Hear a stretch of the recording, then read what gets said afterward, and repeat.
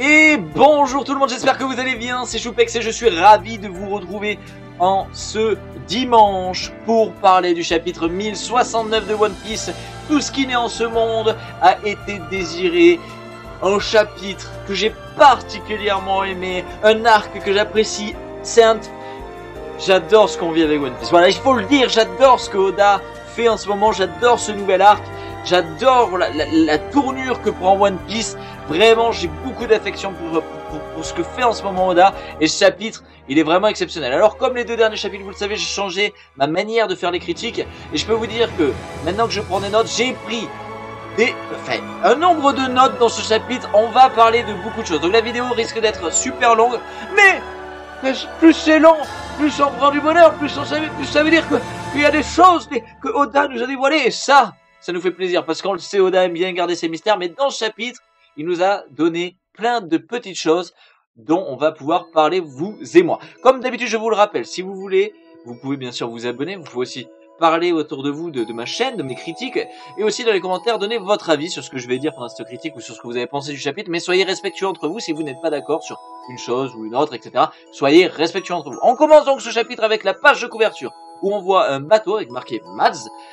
C'est le bateau de Luffy. On l'avait vu, souvenez-vous, à Totland lors du mariage de Pudding et Sanji. C'est un des membres de la pègre du monde de One Piece.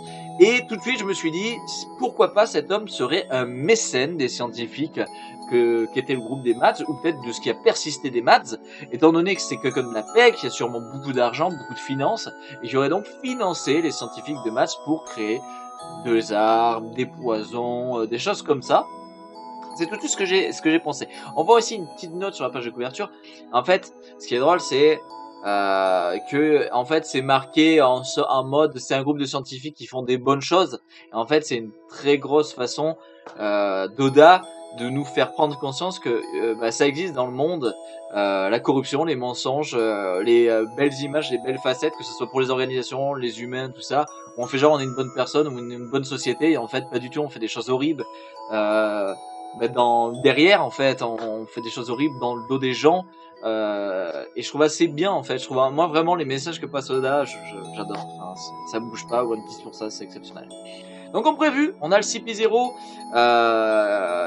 j'y pensais, hein, qui a en fait fait une réflexion et nous apprend qu'ils ne doivent surtout pas engager un combat sans ordre direct contre un empereur en fait, étant donné que un empereur, la puissance militaire d'un empereur, la puissance même tout court d'un empereur, uniquement même la personne, c'est extraordinaire. Et donc il faut un ordre direct, soit des 5 doyens, soit de Akainu, de l'amiral en chef, pour s'attaquer à un empereur. Pourquoi? Alors déjà, première explication, je vous l'ai dit lors de la dernière critique, le Cypher Pole n'est pas une facette militaire du gouvernement mondial. Le Cypher Pole est une organisation d'assassins et d'espions du gouvernement mondial. Ce n'est pas la facette militaire. Donc, pour engager un combat, ils sont obligatoirement obligés d'être sous un ordre et avoir une autorisation. Pourquoi? Parce qu'ils ne sont pas accrédités, et c'est pareil dans la vraie vie. Si vous n'avez pas un ordre de faire telle chose, vous ne devez pas le faire. Si vous le faites sans avoir un ordre direct, ça peut avoir de très lourdes répercussions, autant pour vous, passer en cours martial ou ce genre de choses, ou pour votre pays, pour des gens, pour des civils, etc. Et donc c'est pour ça qu'on a cette réflexion de Kaku qui dit « Attends, Lucci, n'engage pas le combat, Mugiwara, c'est plus Mugiwara qu'il y a 2 ans, comme nous, il a évolué, mais aujourd'hui c'est un des 4 plus grands pirates de ce monde. Et comme Barbe Blanche, souvenez-vous, Marineford, la puissance militaire de sa flotte, ne pas oublier que Luffy a une flotte. Et Luffy a une flotte où il y a des malades mentaux comme Bartholoméo qui attaquent même le territoire d'autres empereurs, tels que Shanks. Donc on n'est vraiment pas sur des branquignoles. Et la marine, la force militaire de la marine, parce que les gens, les bandeurs de puissance aiment dire oui mais ils sont plus faibles. Non, c'est un groupe, c'est toute une chose, c'est les 3 amiraux plus l'amiral en chef, plus toute l'armée, les colonels, machin, qui forment une puissance pour combattre toute cette puissance. que représente Luffy, parce que Luffy en termes d'empereur, c'est pas que son équipage, c'est aussi toute sa flotte, et souvent les gens l'oublient. Donc c'est pour ça qu'on a cette petite réflexion, et j'ai beaucoup apprécié ça, parce que ça nous montre bien que si Luffy, on le verra plus tard, engage de lui-même le combat, Lucci n'est pas censé pouvoir le faire. Il aurait dû accepter le fait que un empereur est là, c'est pas logique. D'ailleurs, il lui fait la réflexion, Luffy le dit ouais, c'est vrai que c'est pas toi, c'est pas bizarre pour toi d'être là, t'es un membre du gouvernement mondial. Moi, je suis un empereur, un pirate, qu'est-ce que je fous là en fait?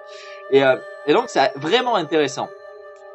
Ensuite, on passe sur un plan sur Akainu d'ailleurs, qui en fait s'aperçoit en parlant avec, je suppose, des hommes assez haut placés de la marine, des hommes qui sont proches de lui en tout cas dans la pièce. Il parle du fait que Vegapunk a sûrement deviné les intentions du gouvernement de l'éliminer. D'ailleurs, ça l'embête un peu, ça embête un peu tout le monde, forcément, vu qu'il peut prendre une décision, et il a pris la décision d'essayer de se sauver avec Luffy, avec donc notre cher Luffy.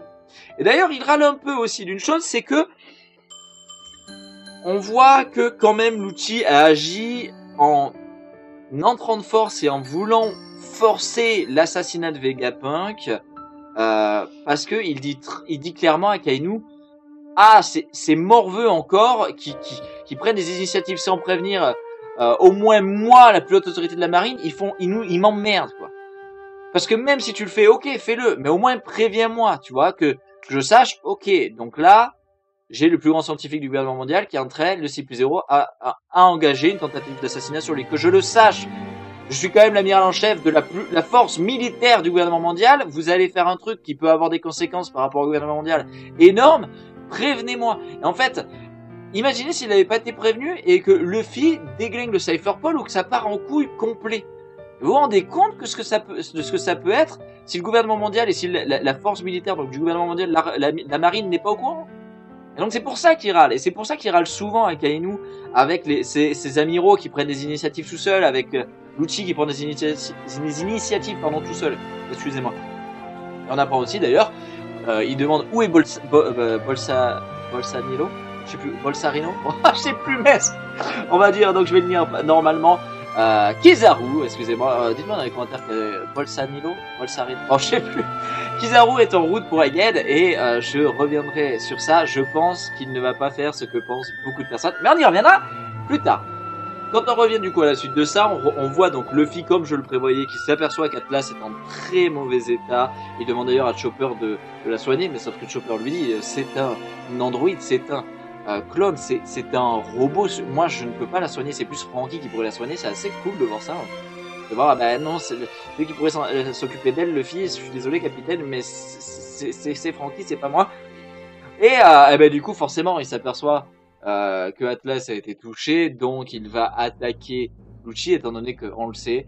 Quand quelqu'un donne à manger à Luffy, pour lui c'est la plus belle des choses que tu puisses faire, c'est donner à manger à quelqu'un.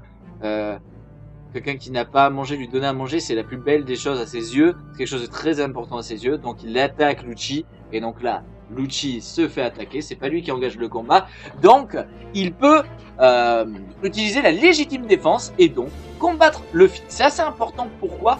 Parce que plus tard on verra dans le chapitre que Kafkou fait une nouvelle réflexion sur Lucci, mais en fait le fait que Luffy est attaqué en premier explique que pour le coup Lucci peut vraiment se permettre de je me défends en fait, je vais pas me laisser faire. D'ailleurs, juste après, on va voir que Luffy en combattant, en attaquant en tout cas Lucci, active tout de suite son Gear 5, son Gear 5, ouais, son Gear 5 en français. Essayez de me parler un peu français quand même, pardon, bon bref. Il active directement le Gear 5. Alors, est-ce que il est passé par le Gear 2, Gear 3 et Oda nous a ellipsé toute cette facette de on se tâtonne, on se tâte entre Lucci et Luffy. Et l'animé va donc compléter, vous le savez, l'animé Oda et l'animé, la Toei travaillent ensemble beaucoup, parce que Oda n'a pas le temps de tirer en longueur des combats, etc., parce qu'il y a tellement de choses à raconter, et ce chapitre en est la preuve, parce qu'il nous raconte beaucoup de choses dans ce chapitre. Donc il ellipse un peu les combats, il est très, il étire pas les combats comme Dragon Ball, où tout un chapitre ça peut être un combat où il y a même pas de parole, et juste tu vois des cases où il se tape dessus, quoi. Non, Oda il est pas comme ça, donc c'est l'animé qui embellit et rallonge les combats, édulcore les combats. En fait, les fournissent ce qui manque au manga, c'est l'animé qui le fournit. Donc la Toei qui fait ça. Donc est-ce que l'animation va nous montrer qu'en fait ils sont bien passés par une phase où il se tâte et tout, comment tu t'es amélioré en 2 ans depuis les livres, vous êtes plus NS Lobby, tatati tatata, ou est-ce que vraiment Lucci et Luffy ne se sous-estiment pas du tout et d'un coup rentrent en combat avec leur forme la plus puissante.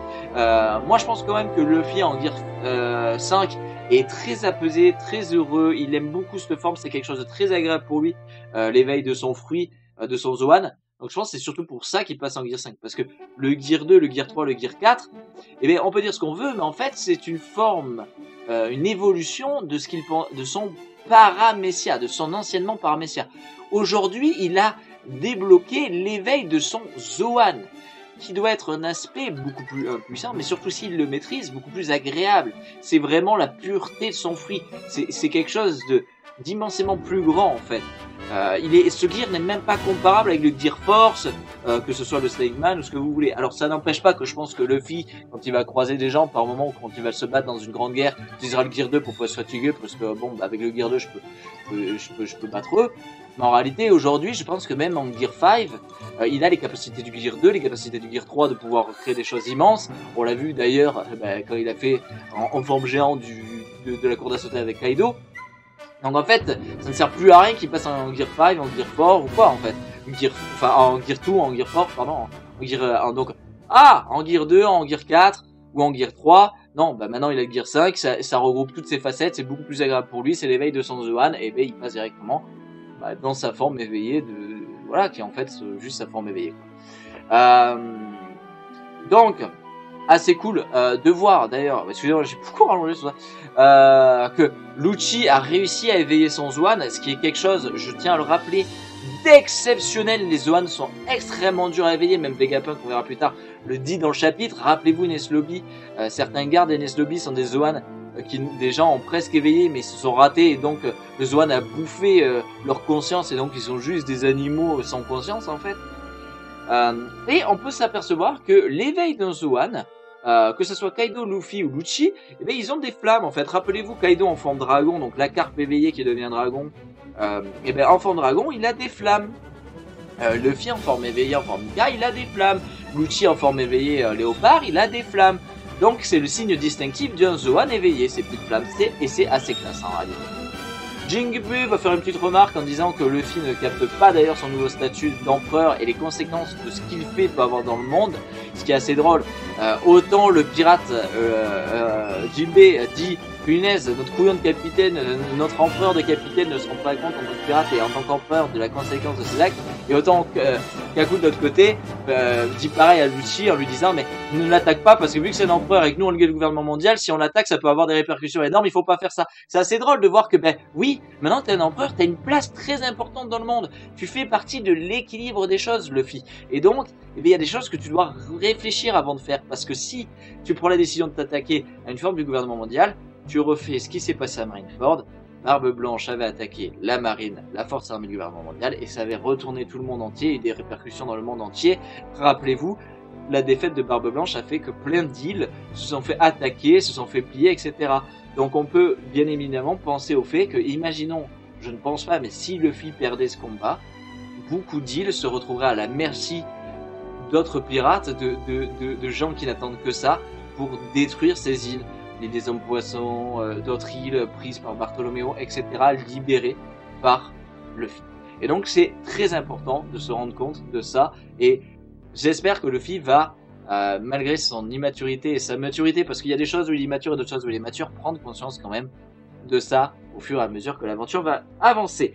On a donc Shaka qui nous parle, du coup c'est ce que je disais, Vegapunk Shaka qui va nous parler de la rareté du fait de réussir d'éveiller un Zoan en voyant Lucci et Luffy, et donc rappelez-vous un Pelgon, je vous l'ai déjà dit, mais les Zoan qui étaient consumés, qui avaient leur conscience consumée par l'animal qui représentait leur Zoan. D'ailleurs je tiens à faire un aparté, la forme éveillée de Lucci est magnifique. Je pense que quand les figurines vont sortir, Oda va se faire des pépettes. Et il a bien raison, la forme est magnifique, j'adore ce nouveau design. Est-ce que vous avez apprécié ce nouveau design? Ensuite, on a du coup, Vegapunk originel qui arrive dans la salle où il y a Shaka, et il va lui demander distinctement, Shaka, est-ce que le guerrier blanc est apparu? Ce qui me fait penser que Vegapunk étant au gouvernement mondial, on sait que un agent du CP0 s'était sacrifié pour pouvoir prendre des photos du Gear 5 de Luffy. Il a dû voir cette photo et donc depuis un moment c'est que Luffy est le guerrier blanc. Mais il voulait le voir réellement et il en a l'opportunité avec l'attaque du CP0 aujourd'hui. Et en fait, il dit bien que le Gear 5 de Luffy, c'est bien l'éveil de son Zoan. Et il en discute d'ailleurs avec l'équipage. Sauf que l'équipage n'y connaît rien de cette nouvelle forme. Ils ne l'ont même pas vu en fait à Wano. Et donc, même Nami va dire et va faire la réflexion avec Vegapunk en lui disant ça doit être une évolution du fruit du gum-gum, du fruit du caoutchouc de Luffy. Et en fait, Vegapunk lui dit non, ce fruit n'existe pas. Le fruit de l'élasticité, il n'existe pas. Alors là, je me suis fait une réflexion. Si le fruit de Luffy, on le sait maintenant, est un Zoan divin, le Ito Itonomi forme Nika. Ok. Mais comment se fait-il, avec ce qui va nous relever plus tard, que le Gom-Gom n'existe même pas? Parce qu'en réalité, si le fruit du feu existe, si le fruit du kilo existe, si le fruit de la crotte de nez explosive existe, enfin, les explosions existent, etc. Comment, avec ce qu'on va apprendre, le fruit de l'élasticité n'existe pas? Ça m'a assez surpris en réalité. Maintenant, peut-être qu'il n'existe pas parce que la faculté élastique est à Nika. Mais bon. Donc il va apprendre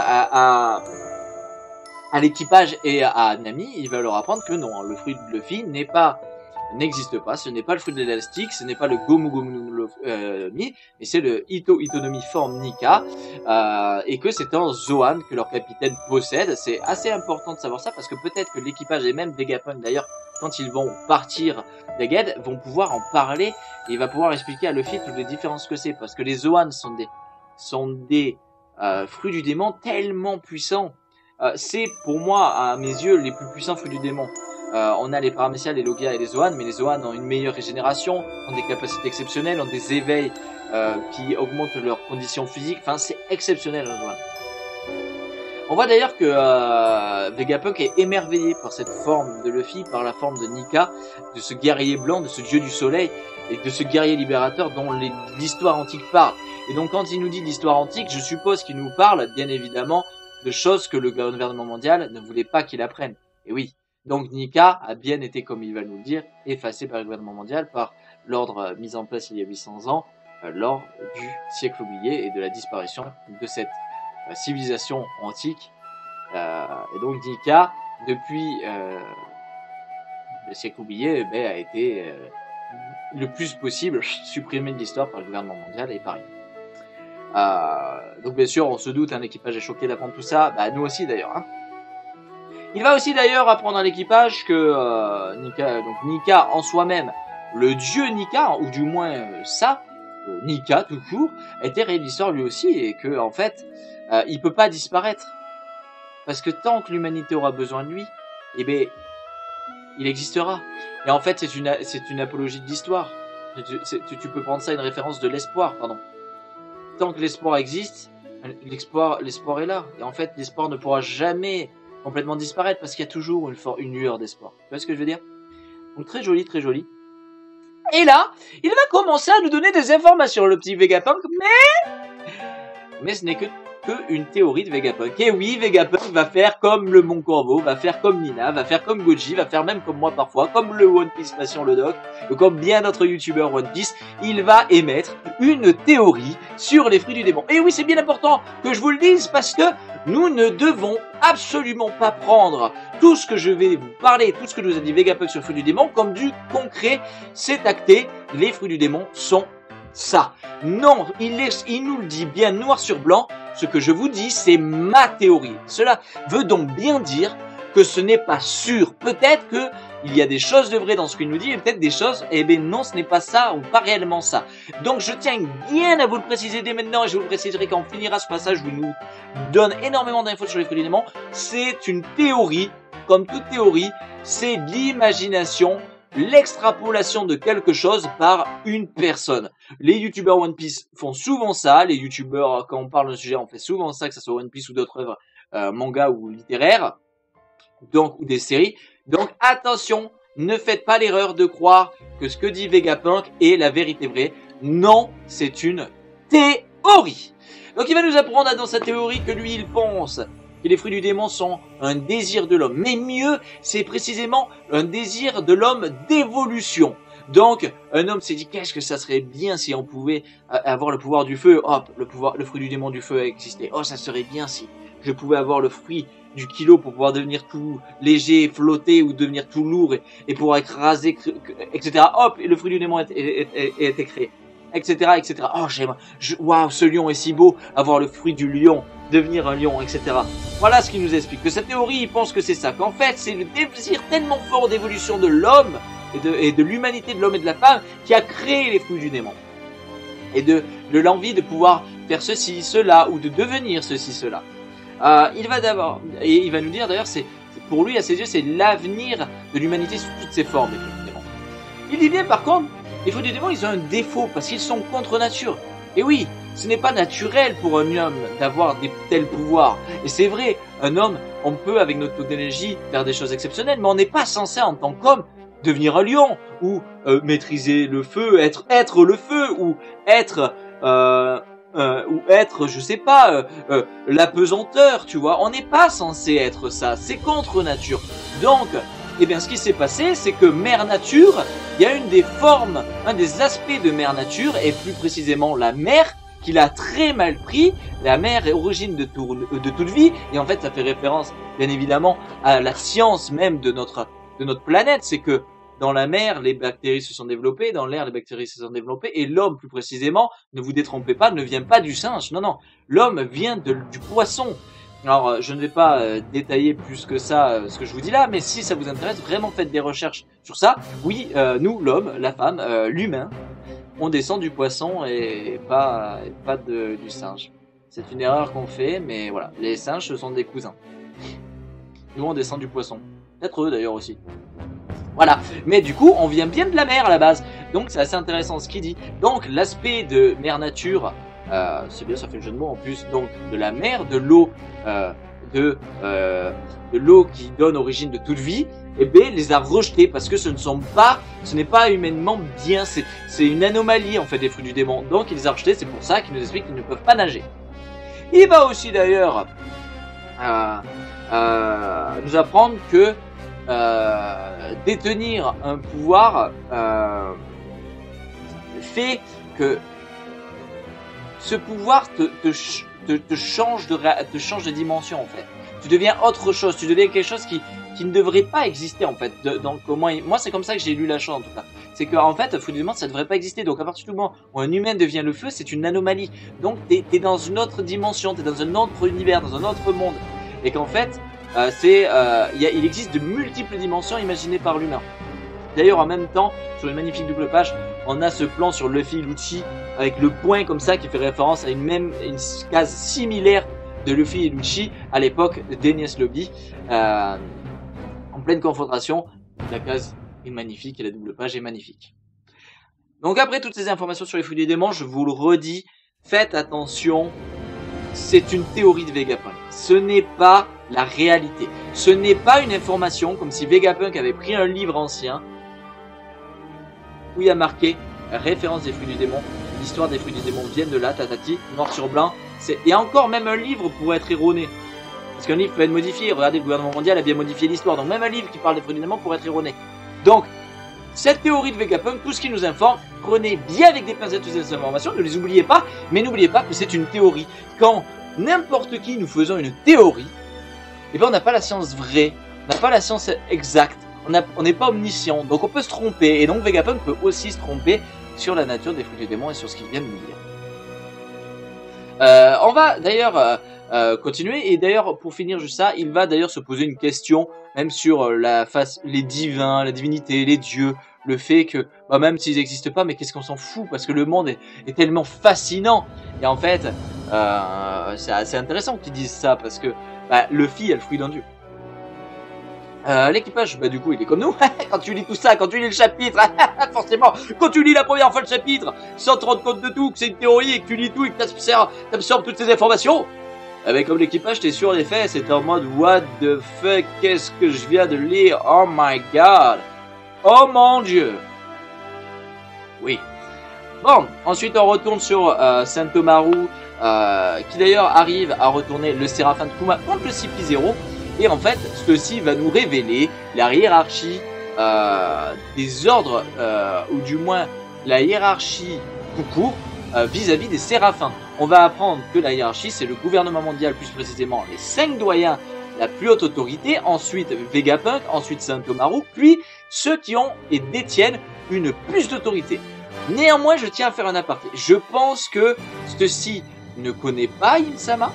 Elle ne sait pas qu'Insama existe, mais Insama est en fait la personne ayant la plus haute autorité sur les Séraphins. Donc la réelle hiérarchie est Insama, les 5 doyens, Vegapunk, Sentomaru et les détenteurs de la puce d'autorité.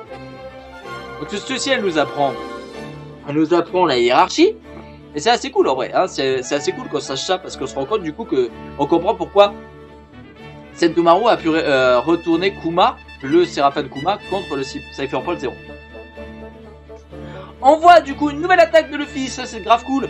Pendant le combat entre Luffy et Lucci, une attaque de nouveau en référence à un animal qui m'a fait énormément penser aux attaques sous éveil du Paraméciade de Flamingo. Rappelez-vous, vous savez quand en plein de Dressrosa, il avait transformé le réel, transformé le physique, transformé la pierre, le sol, tout l'univers autour de lui en fil, et les fils les attaquaient, sortaient du sol et attaquaient Luffy. Mais là on est un peu dans le même délire, sauf qu'en fait ce qui se passe c'est que Luffy transforme, grâce à son éveil, l'univers qui l'entoure, plonge son bras dans le sol, le rend élastique, ou du moins le rend maniable en tout cas, et ressort vers Lucci et il appelle cette attaque, pardon, excusez-moi, la balle top. Et donc il fait de nouveau référence à un animal. Luffy, à peu près toutes ses attaques sont des références aux animaux, donc c'est assez cool. Et j'ai bien aimé parce qu'en fait, imaginez que Luffy, il soit hyper loin de quelqu'un, il éveille son fruit, il éveille la zone, il éveille l'univers autour de lui pour que ça devienne un univers maniable par son pouvoir. Et puis il te fait un Gatling dans le sol, un top Gatling. Il envoie plein de Gatling, plein de coups de poing dans le sol qui ressortent en top sur les gens. Mais vous vous rendez compte de la violence que ça peut être, de la puissance de cette attaque? Comment tu contres une telle attaque si t'as pas le acquis de l'observation assez avancé pour réagir directement aux attaques qui viennent? Vous vous rendez compte? Non mais la possibilité de cette attaque et de la possibilité qu'il a en maniant l'univers autour de lui grâce à l'éveil de son fruit, c'est incroyable, c'est incroyable. Séraphin d'ailleurs de Boa Hancock, le Séraphin de Boa Hancock va accompagner Jinbei, Chopper et Bonnie jusqu'au haut du dôme. C'est l'ordre que leur donne Sentomaru et il va donner à Jinbei et à Miu, donc les Séraphins, il va leur donner l'ordre de combattre le CP0 avec le Séraphin de Kuma. On va avoir une petite aparté avec Jinbei qui fait une remarque sur le fait qu'ils ont été clonés les 7 premiers grands corsaires par Vegapunk et qui s'y attendaient pas. D'ailleurs ils ont une forme juvénile, il va le dire à Chopper, et d'ailleurs c'est la forme dans notre jeunesse. Moi je pense honnêtement que Barbe Noire n'est pas clonée, étant donné qu'il y a un nom d'animal. Pour moi l'eau n'est pas clonée et Barbe Noire n'est pas clonée, Baggy non plus. On aura cloné sûrement Crocodile, nom d'animal, et Mess, attendez que je me souvienne. Nous avons donc Crocodile. Oh punaise, je ne me souviens plus, mais bon, vous voyez ce que je veux dire. Complétez-moi dans les commentaires. Je suis désolé, je les ai pas tous en tête. Suite à ça, on va voir Sentomaru et Luffy qui discutent très calmement. D'ailleurs, Luffy lui donne un surnom, ce qui montre bien que Luffy n'a aucune animosité contre Sentomaru. Il n'a jamais détesté cet homme en fait, ou cette femme. Je sais pas si c'est un homme ou une femme, Sentomaru. Et en fait il apprécie bien quoi, donc il lui donne un petit surnom. Sentomaru est pas très content d'ailleurs qu'il lui donne un surnom, mais bon. Assez cool de voir que Luffy flotte dans les airs tranquillement, comme ça, il est là avec son grand sourire. Bon, c'est Luffy en Gear 5, hein. Il est magnifique. D'ailleurs, il dit à Sentomaru qu'il va bien aider Vegapunk, qu'il n'y a pas de soucis sur ça. Et Sentomaru dit à Luffy que lui par contre il s'attendait pas à ce que Luffy devienne un empereur. Et d'ailleurs qu'il arrive à avoir une forme... une telle forme. Alors est-ce que lui aussi en voyant Nika est subjugué, étonné, émerveillé? On ne sait pas, mais en tout cas il est très étonné par cette nouvelle forme de Luffy. Et là les amis, c'est le moment où Sentomaru se fait calmer quoi. On voit l'apparition de Lucci pardon, dans une vitesse folle, qui attaque d'un coup 5 Sentomaru. le met presque KO, ou du moins dans un très mauvais état, avec une nouvelle attaque. L'évolution d'une autre attaque qu'on connaissait, le finger gun, le pistolet, le doigt pistolet, souvenez-vous, comme ça là. Et bien là, Lucci utilise une évolution de cette attaque, la même pistolet, carrément la même pistolet. Et en forme éveillée avec cette attaque, la même pistolet, cette case est incroyable, c'est magnifique, ce dessin est fou. Bien, est-ce qu'on peut dire qu'il one-shot Sentomaru? C'est presque l'impression que ça me donne. Du moins en tout cas, il utilise une attaque très puissante contre lui, et l'évolution d'un des 5 pouvoirs qui était l'index gun, que ça s'appelait. J'ai l'impression qu'il a réussi lui à upgrader cette attaque. On voit d'ailleurs ensuite Sentomaru dans un très mauvais état, comme je vous dis, avec Luffy qui dit non, enfin qui est désemparé sur le fait que Lucci ait fait autant de dégâts et aussi rapidement. Enfin, il est surpris par l'attaque de Lucci. Et Lucci va profiter de cette attaque, du fait d'avoir mis KO Sentomaru pour, bien évidemment, prendre contrôle de l'autorité sur les Séraphins. J'ai hâte de voir ce que ça va donner pour le chapitre 1070. Les amis, on va avoir une pause, donc on se retrouve dans à peu près 2 semaines pour la critique analyse du chapitre 1070. J'ai très hâte de le lire quand même, hein. J'ai très hâte. Cette chapitre est exceptionnel, ce chapitre est exceptionnel, mais je vous le dis, c'est très important pour vous de comprendre que, n'oubliez pas, c'est une théorie de Vegapunk. Ça, c'est la chose la plus importante que je veux que vous reteniez de ce chapitre. Parce que j'ai vu des gens s'exciter sur ce qu'a dit Vegapunk sur les fruits du démon, mais c'est une théorie! Ne l'oubliez pas. Donc ça peut être faux, comme ça peut être vrai. Donc attention, prenez bien avec des pincettes tout ce qu'a pu nous dire Vegapunk. Parce que des choses peuvent être vraies et justes, et des choses peuvent être fausses. Non, c'était incroyable, Moi, j'ai adoré. Lucci répond présent dans cette confrontation contre Luffy. Son éveil est incroyable. Depuis le début de l'œuvre et depuis sa présentation, pas le début de l'œuvre, mais depuis qu'on le connaît, Lucci, il nous est présenté comme le membre du CP0 qui est complètement différent de tous les agents du Cypherpol, parce que lui, il aurait pu être dans la force armée et donc dans la marine du gouvernement mondial, tellement il est puissant, tellement il est fort, tellement c'est un combattant et un assassin exceptionnel, et on le voit et nous le démontre encore une fois aujourd'hui en arrivant à combattre Luffy dans sa forme éveillée de son Zoan qui est le Gear 5. Il arrive lui aussi avec 2 ans d'entraînement en post-ellipse, parce que lui aussi beaucoup de gens ont cru qu'il ne s'était pas entraîné, mais si, il s'est entraîné. Bien sûr que quand il y a une ellipse, les Mugiwara évoluent, mais les autres personnages évoluent. Et bien Lucci ne nous déçoit pas, il est incroyable, son éveil est magnifique, ses capacités sont magnifiques, il a évolué certaines de ses attaques, il a éveillé son Zoan lui aussi sans compromettre sa conscience. Il est exceptionnel, je suis tellement heureux, parce que moi les bandeurs de puissance qui sous-estiment la marine, qui ne comprennent pas la différence entre le Cypherpol et la marine, l'utilité des deux, qui ne comprennent rien, qui ne savent pas bien comprendre une œuvre, je ne dis pas que je suis celui qui la comprend, qui comprend parfaitement One Piece, il y a plein de choses que je ne m'aperçois pas, peut-être psychologiques, ou des aspects, tu vois, des clins d'œil que fait Oda que je ne vois pas, mais ça quand même c'est un sujet où moi, j'ai l'impression qu'il y en a, vous gâchez tellement l'œuvre à être des bandeurs de puissance et à pas comprendre que One Piece n'est pas un shonen comme les autres. One Piece, c'est pas... Il y a plein d'aspects qui rentrent en compte dans un combat, dans la force des personnages, le haki, les fruits du démon, l'éveil, la maîtrise, la stratégie. Tellement de choses, Voilà.